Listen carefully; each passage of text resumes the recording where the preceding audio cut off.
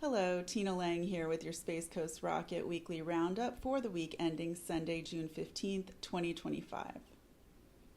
First, earlier this week, the Titusville Police Department released body cam footage of the February 7th shooting of 25-year-old Trimeria Charles following weeks of community pressure. On Tuesday, the state ruled the officer's use of deadly force as lawful and justified, citing evidence Charles was armed, ran toward officers, and ignored commands. Family members were granted a private viewing of the footage on Thursday ahead of its public release. Space Coast Rocket editor Robert Burns posted an opinion editorial, which can be found on our website, that the shooting, while legal, may not have been necessary. In a dramatic escalation overseas, Israel launched Operation Rising Lion, striking over 100 Iranian military and nuclear sites, killing a number of government officials and scientists. Iran immediately retaliated with hundreds of ballistic missiles and drones. Analysts warn the military exchange risks broader regional escalation. Israel vows to continue the campaign, and Iran's leaders promise fierce counteractions. Also this week, U.S. Marines were deployed to Los Angeles to guard federal buildings amid growing protests over immigration raids. This is the first deployment of its kind since 1992, and California is suing the federal government for this action, calling it a violation of state sovereignty. Only 17% of voters turned out for Florida's special election this week. Republican Debbie Mayfield won State Senate District 19, while Republican Brian Hodgers secured the seat for House District 32. The Brevard County School Board is considering banning all student cell phone use during the school day in any area of school, including the lunchrooms, hallways, and in the bathrooms.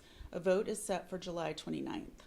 Florida became the first state this week with an ICE agent embedded in law enforcement. At a press conference, officials promised harsh penalties for violent protests. Sheriff Wayne Ivey warned, "Break the law and we'll break you," threatening jail and even death depending on the severity of the offense. His full press conference can be viewed on the Space Coast Rocket's YouTube channel.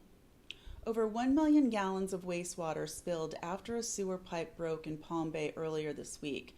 Photos of dead fish and human waste have been circulating the internet following the spill. The pipe failed decades earlier than expected.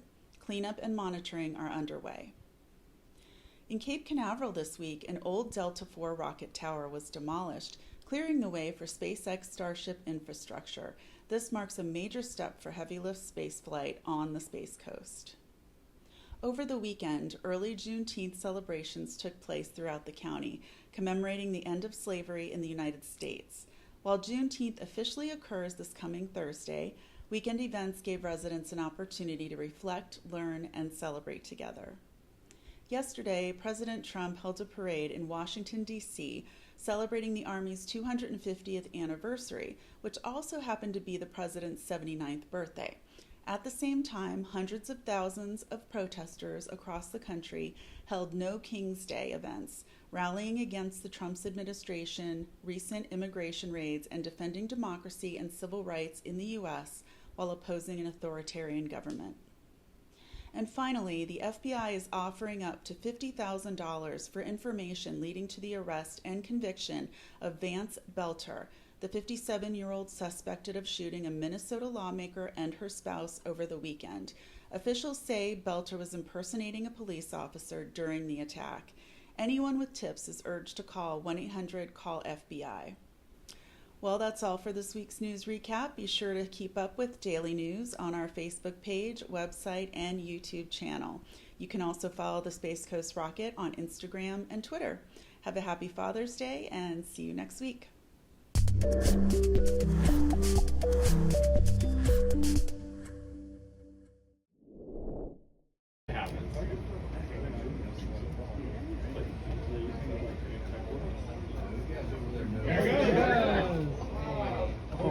Oh, they're doing both. And the tower.